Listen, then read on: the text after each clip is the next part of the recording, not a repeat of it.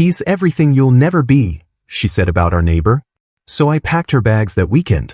The neighbor called her desperate, she lost all her friends, and I finally found peace.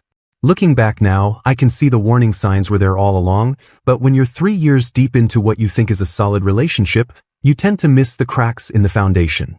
I'm Carter, 31, been a firefighter with Austin Fire Department for 8 years now, and until recently I thought I had my life figured out with Jessica, a real estate agent who seemed to appreciate the kind of man I was. We'd been together since she moved into the neighborhood 3 years ago, and I genuinely believed we were building something real in our little corner of suburban Austin.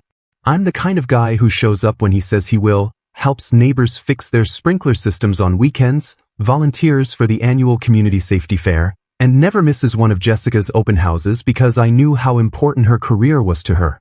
She used to brag to her friends about having a real man who actually served his community, someone dependable who didn't just talk about helping others but actually did it every single day. Our street was one of those tight-knit neighborhoods where everyone knew each other's names, where we'd have impromptu barbecues in someone's backyard every few weeks, and where the annual block party was genuinely something people looked forward to. Jessica and I were the couple everyone could count on. I'd bring the grill and the fire safety reminders, she'd bring the charm and the inside scoop on which houses might be going up for sale soon. We hosted game nights, helped organize the neighborhood watch program, and Jessica always made sure our yard looked perfect because presentation matters in real estate. I thought we complemented each other perfectly. She brought social energy and ambition, I brought stability and genuine care for the people around us. The neighbors loved us, especially the older couples who appreciated having a firefighter right on their street, and Jessica seemed proud to be with someone they all respected and trusted. I remember thinking during last year's 4th of July block party, watching Jessica laugh with the neighbors while I manned the grill, that this was exactly the kind of life I wanted, rooted, meaningful, surrounded by good people who actually cared about each other. She'd grab my arm during conversations, introduce me as my firefighter, and I felt like we were genuinely partners building something lasting together in a community that valued the same things we did. Everything changed the day Ethan moved into the house next door with his wife and 2 young kids. I was at work when the moving truck arrived, but Jessica called me during my shift, practically bubbling with excitement about our interesting new neighbors. She'd apparently spent the entire morning watching the movers carry inexpensive furniture and what looked like high-end electronics, and she couldn't stop talking about the sleek black Tesla in the driveway and the professional landscaping crew that showed up the same afternoon. When I got home that evening, Jessica was practically vibrating with curiosity, pointing out how the new guy had already installed smart outdoor lighting and was setting up what looked like a home office in the front room. "He's some kind of tech entrepreneur," she told me, having somehow extracted this information during a brief introduction. "Works from home, travels for business, just moved here from California for a fresh start." Within a week, I started noticing Jessica's sudden interest in yard work coinciding perfectly with Ethan's morning routine. She'd never been much for early morning anything, but suddenly she was up at 6:30, coffee in hand, watering plants that didn't need watering while Ethan went for his daily run. "He's so disciplined," she'd comment, watching him stretch on his front porch. "Look how he just commits to that routine every single day." Then came the observations about his landscaping projects. Every weekend, Ethan would be outside doing something, installing new flower beds, building a custom deck, setting up an elaborate outdoor kitchen area that probably cost more than my truck. Jessica would find reasons to be in our front yard, pruning bushes that were already perfectly trimmed, just to watch him work. "Did you see how he just dove into that deck project?" she'd ask me. No permits, no endless planning, just saw what he wanted and made it happen. The way she said it felt pointed, like a subtle criticism of my more methodical approach to home improvements. During neighborhood gatherings, Jessica would gravitate toward conversations about Ethan's latest projects, asking detailed questions about his renovation timeline and his decision-making process. Ethan completely renovated his kitchen in one weekend, she'd announce to whoever would listen. Can you believe that? Most people would spend months planning something like that. She'd learned that he'd negotiated directly with the HOA to get approval for his deck modifications, somehow charming the board into fast-tracking his requests when other neighbors had waited months for similar approvals. "He just knows how to take charge of a situation," Jessica would say with obvious admiration. "Some people just have that natural confidence, you know?" I started paying closer attention to her schedule, and the pattern became impossible to ignore. Our dog Max, who'd always been walked sporadically whenever Jessica felt like it, suddenly had a very regular schedule that happened to align perfectly with Ethan's outdoor activities. Morning walks at 7 when he left for his run, evening walks at 6 when he got home from business trips, weekend walks that somehow always involved multiple passes by his driveway when he was washing his car or working on projects. What started as innocent admiration quickly morphed into something that felt like a constant performance review of my life, with Ethan as the gold standard I was apparently failing to meet. Jessica's comments became sharper, more pointed, always framed as helpful observations about how things could be better if I just approached them differently. When our bathroom faucet started leaking and I suggested we save up for a few months to do a proper renovation instead of just patching it, Jessica let out this exaggerated sigh that had become her signature response to my practical suggestions.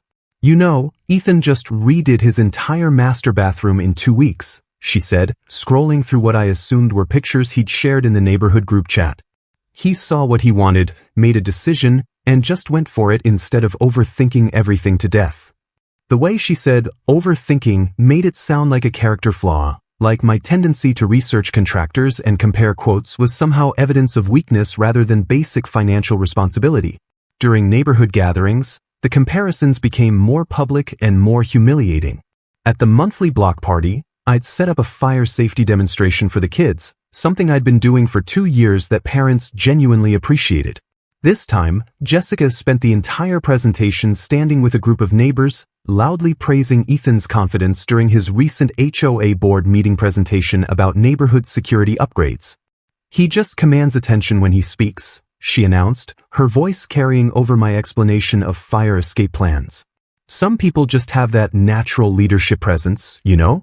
When I finished my presentation and walked over to join the conversation, Jessica barely acknowledged my contribution to the community event we were literally hosting in our backyard. Instead, she immediately launched into more details about Ethan's proposal for upgraded street lighting, describing his PowerPoint slides and professional presentation style like she'd been taking notes. "He doesn't just talk about making things better," she said, glancing at me meaningfully. "He actually follows through with real solutions." The subtle digs became a constant soundtrack to our daily life. When I suggested we take time to research vacation destinations before booking our spring trip, Jessica would mention how Ethan and his family had spontaneously decided to spend a long weekend in Colorado and just booked it that same day.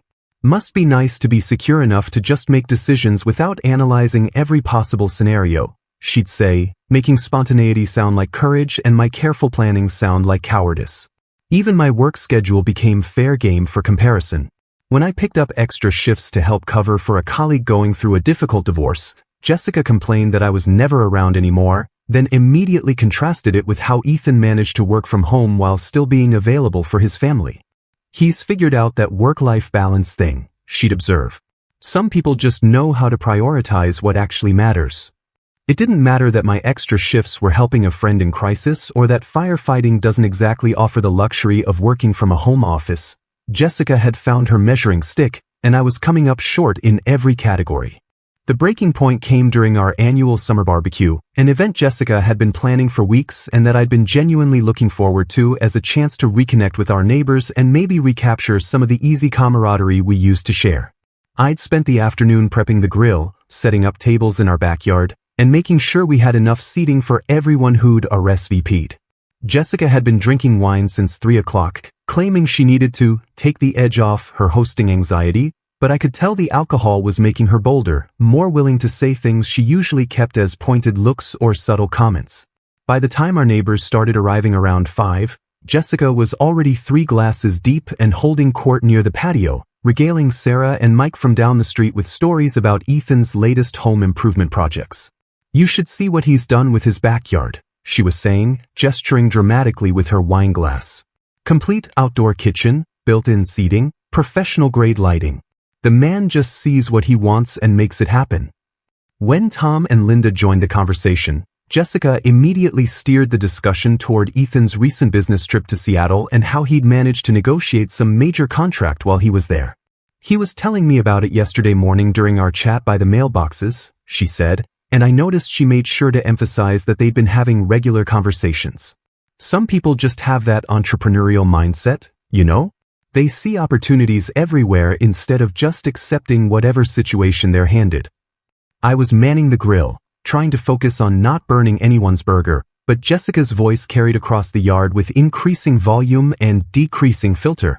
When our neighbor Dave mentioned that he'd been thinking about starting a side business, Jessica immediately launched into more details about Ethan's success story, comparing his risk-taking mentality to people who play it safe their whole lives and wonder why nothing exciting ever happens to them. The comment felt like a direct shot, especially delivered in front of our friends, but I tried to redirect the conversation by asking Dave about his business idea. That's awesome, man. What kind of timeline are you thinking? I called over from the grill. Jessica barely let Dave answer before jumping back in with more Ethan commentary. You know what I love about confident people? They don't need to overthink every single decision. Ethan told me he basically decided to move here after one weekend trip to Austin. Can you imagine just trusting your instincts like that? She looked directly at me while saying it, her eyes bright with wine and something that looked like challenge. Some people spend months researching and planning and analyzing every possible outcome, but real leaders just know what they want and go after it. The conversation continued like this for another hour, with Jessica finding increasingly obvious ways to work Ethan's name into every topic while simultaneously taking shots at what she clearly saw as my overcautious approach to life. When Linda complimented our garden and mentioned that Jessica must have a green thumb, Jessica immediately credited her recent gardening inspiration to watching someone who actually knows how to take charge of outdoor projects. When Mike asked about our vacation plans, Jessica sighed about how some people like to plan everything 6 months in advance instead of just being spontaneous and adventurous. By 8 o'clock, most of our neighbors had headed home, citing early work schedules or babysitter curfews, and I found myself cleaning up the aftermath of what should have been a fun community gathering but had felt more like a public referendum on my inadequacy as a man. Jessica was still nursing her wine, now sitting on our patio furniture scrolling through her phone, probably looking at more pictures of Ethan's latest projects. That was a good party, she said without looking up. Everyone seemed to have fun. I was stacking plates and loading the dishwasher, trying to process the evening and figure out how to address what had felt like 3 hours of public humiliation disguised as casual conversation. Jessica, we need to talk about tonight, I said, keeping my voice level. What happened out there wasn't okay. She finally looked up from her phone, and I could see that familiar defensive expression settling across her face. What are you talking about? I was just making conversation with our friends. You spent the entire evening talking about Ethan while basically telling everyone within earshot that I'm some kind of boring, overcautious loser who can't make decisions. That's not what I said. It's exactly what you said. In front of our neighbors. People who've known us for 3 years. Jessica set down her wine glass harder than necessary, the sound sharp against the patio table.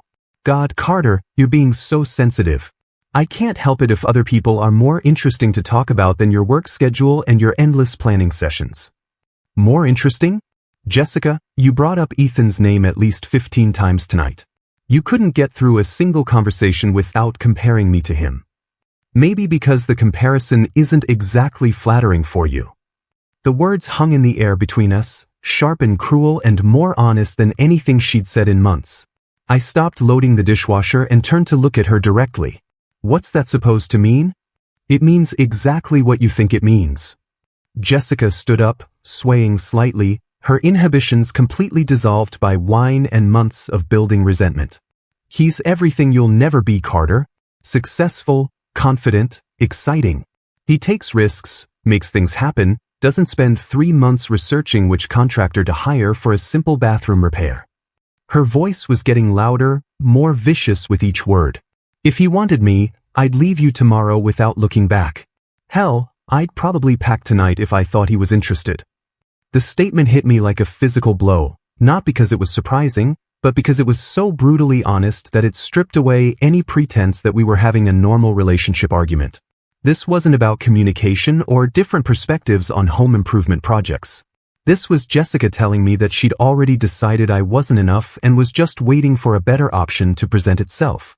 I stood there for a long moment, dish towel still in my hands, Looking at this woman I'd spent 3 years loving and supporting and building a life with, realizing that somewhere along the way she'd stopped seeing me as a partner and started seeing me as a placeholder.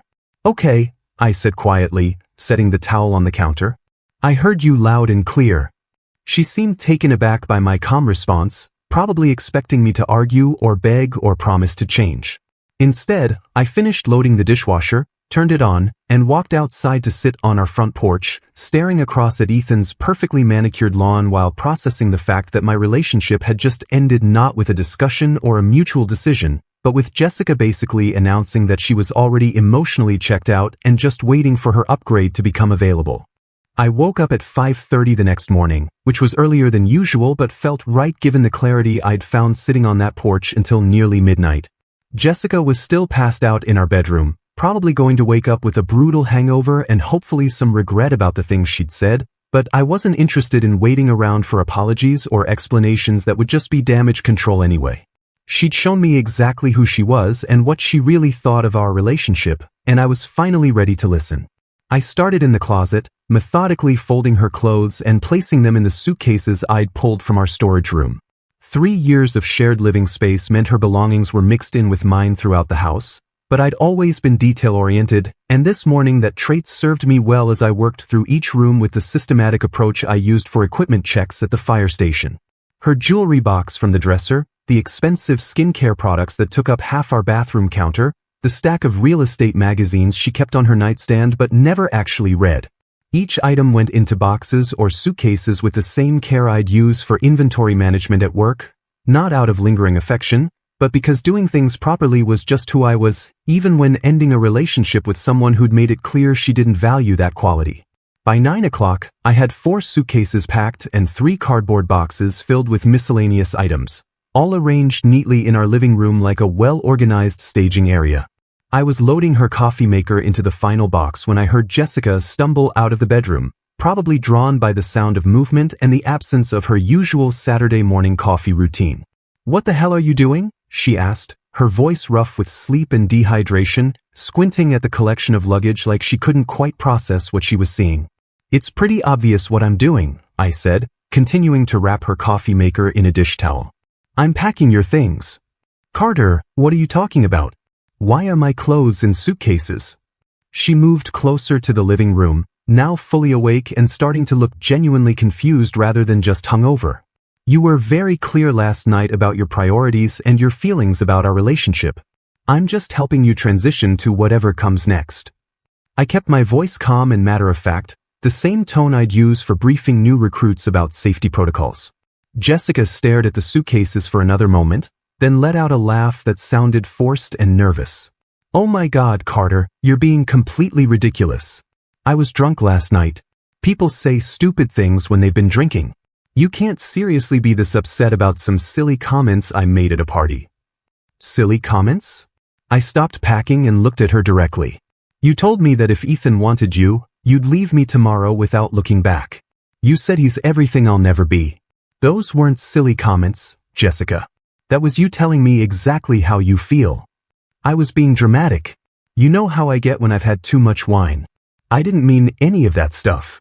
She was moving into damage control mode now, her voice taking on that placating tone she used when she wanted to smooth over conflicts without actually addressing them. "I think you meant every word of it. And honestly, I think you've been meaning it for months. Last night was just the first time you were drunk enough to say it out loud." Jessica's expression shifted from confusion to irritation, probably realizing that her usual deflection tactics weren't going to work this time. "So what? You're just going to throw away 3 years because of one argument? That's your solution?" "I'm not throwing anything away. You already did that when you decided I wasn't good enough and started shopping around for my replacement." I went back to packing, adding her expensive face masks and the organic shampoo she special ordered online. "This isn't shopping around, Carter. This is you completely overreacting to a stupid fight and making decisions when you're angry." "I'm not angry, Jessica. I'm done. There's a difference." The finality in my voice must have registered because her tone changed again, becoming more urgent, more desperate. "Okay, fine, maybe I said some things I shouldn't have said. Maybe I've been frustrated with some aspects of our relationship. But that doesn't mean I want to break up. We can work on this stuff. No, we can't work on this. You want someone different than who I am. You want someone like Ethan, and that's never going to be me. I'm not going to spend the next however many years trying to turn myself into your ideal man while you resent me for not being exciting enough. I closed the final box and stacked it with the others. You have until Sunday evening to get all of this out of here. I'm going to stay at the station this weekend, so you can move everything without having to deal with me being around. Sunday evening? Carter, that's completely unreasonable. Where am I supposed to go on such short notice? I don't know, Jessica, and frankly, that's not my problem to solve anymore. You're a capable adult with a real estate license and plenty of connections. Figure it out. The harshness of my words seemed to shock her, probably because I'd spent 3 years being accommodating and supportive, always willing to help solve her problems or smooth over difficulties. You're being cruel, she said, and for the first time that morning, she sounded genuinely hurt rather than just defensive. I'm being honest. For the first time in months, maybe years, I'm being completely honest about what I want and what I'm willing to accept. I grabbed my keys and wallet from the kitchen counter. I already talked to my captain this morning. I'm going to pick up some extra training shifts and help with equipment maintenance. When I come back Sunday night, I expect you and all your belongings to be gone. Carter, please. Can we just sit down and talk about this like adults? I know I messed up last night, but we can fix this. We've been together for 3 years. That has to count for something. She was following me toward the front door now, her voice taking on a pleading quality I'd never heard before. It counted for something right up until you told me you'd leave me for the neighbor without looking back. That's when it stopped counting. I paused at the door and turned to look at her one more time, standing there in her pajamas surrounded by packed suitcases, probably realizing for the first time that her words actually had consequences. You know what the really sad part is? If you just talked to me about being unhappy or wanting changes in our relationship, we probably could have worked something out. But instead, you spent months making me feel inadequate while fantasizing about someone else. That's not a relationship problem, Jessica. That's a character problem. I left her standing there in our living room, surrounded by the evidence of our shared life packed up and ready to go, and drove to the fire station feeling lighter than I had in months, ready to spend the weekend doing work that actually mattered with people who respected what I brought to the table. The fallout from Jessica's weekend of reckoning spread through our neighborhood faster than I could have imagined, thanks to her spectacularly misguided attempt to turn her fantasy into reality. According to Sarah, who filled me in later with a mixture of concern and barely contained gossip, Jessica had apparently spent Sunday morning working up the courage to approach Ethan directly, convinced that my sudden exit meant she was finally free to pursue what she'd been wanting all along. She waited until Monday morning, timing her approach to coincide with Ethan's regular 7 o'clock run, positioning herself by her mailbox with what Sarah described as obviously calculated casualness. When Ethan jogged past, Jessica called out a cheerful good morning and asked if he had a few minutes to chat about neighborhood dynamics and some changes happening in the area. Ethan, being polite, stopped his run and walked over, probably expecting some routine HOA discussion or community event planning. Instead, Jessica launched into what Sarah later described as a painfully obvious attempt at flirtation, suggesting they grab coffee sometime to discuss how the neighborhood's social structure might be evolving, and mentioning that she was newly single and looking forward to getting to know people better. The rejection was swift and brutal. Ethan, who'd apparently been increasingly uncomfortable with Jessica's attention over the past few months, didn't bother with polite deflection. Jessica, I need to be very direct with you, he said, loud enough that Sarah could hear from her own driveway where she was loading her kids into the car for school. Your behavior toward me has been inappropriate for months. I'm happily married, I love my wife, and I'm not interested in any kind of relationship with you beyond basic neighborly politeness. You need to respect those boundaries. Jessica tried to backtrack, claiming she'd been misunderstood and was just being friendly, but Ethan cut her off. There's nothing friendly about the way you've been timing your activities around my schedule or the comments you've been making about my marriage and my family. It stops now. The entire exchange lasted maybe 3 minutes, but Sarah witnessed every excruciating second of it, and by noon that day, the story had made its way through the neighborhood women's group chat with the kind of speed usually reserved for genuine emergencies. The consensus was swift and merciless. Jessica had thrown away a good man for a married neighbor who wanted absolutely nothing to do with her, and the desperation of her approach had revealed a side of her personality that made everyone deeply uncomfortable. Within a week, the social invitations stopped coming. Jessica was conspicuously absent from the monthly book club meeting, uninvited to the impromptu girls' night that Linda organized, and excluded from the group text chain where the neighborhood women coordinated everything from babysitting swaps to restaurant recommendations. The community that had once admired her confidence and social energy now saw her as fundamentally untrustworthy, someone who would destroy a good relationship for a fantasy and then embarrass herself pursuing a married man. Her real estate business, which had relied heavily on neighborhood referrals and word-of-mouth recommendations, began suffering almost immediately. 2 potential clients who lived in nearby developments canceled consultations after hearing about the drama from mutual friends, and the listing appointment she'd been courting with the elderly couple 3 streets over mysteriously went to a different agent. In a tight-knit community where reputation mattered and people talked, Jessica had managed to destroy years of professional relationship building in a matter of days, all because she couldn't keep her personal chaos separate from her business dealings. 3 months later, I ran into Jessica at the H-E-B on Barton Springs Road, and the transformation was startling enough that I almost didn't recognize her at first. I was picking up groceries after my shift, still in my lieutenant uniform since I'd gotten promoted the week before, when I spotted someone in the produce section who looked familiar but somehow diminished. It was Jessica, but a version of her I'd never seen before, hollow-eyed, 20 pounds lighter, wearing clothes that looked like they came from Target instead of the boutiques she used to frequent. Her hair was pulled back in a messy ponytail, no makeup, none of the polished presentation that had once been her signature. She saw me at the same moment I recognized her, and I watched her face cycle through surprise, embarrassment, and what looked like genuine desperation before settling on a forced smile that didn't reach her eyes. "Carter," she said, abandoning her cart of generic groceries to walk over. "Hi. You look really good. The uniform suits you." I nodded politely, the way I'd acknowledge any acquaintance from my past. "Thanks. How are you doing, Jessica?" The question seemed to break something in her composure, and I watched her struggle to maintain the pretense that everything was fine. "I'm doing okay, just adjusting to some changes.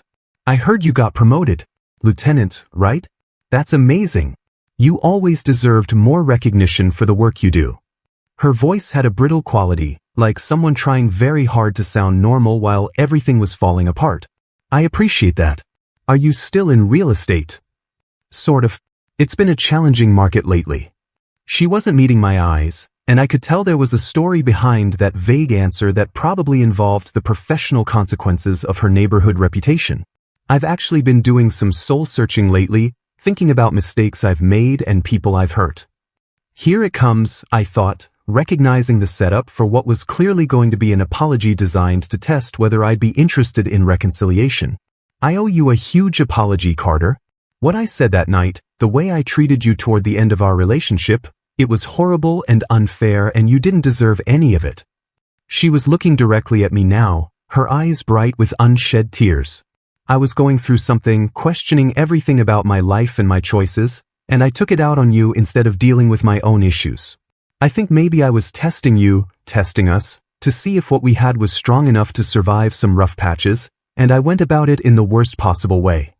I listened to her explanation, noting how she framed her cruelty as some kind of relationship test rather than the simple truth that she'd found someone she thought was better and had been cruel enough to tell me so.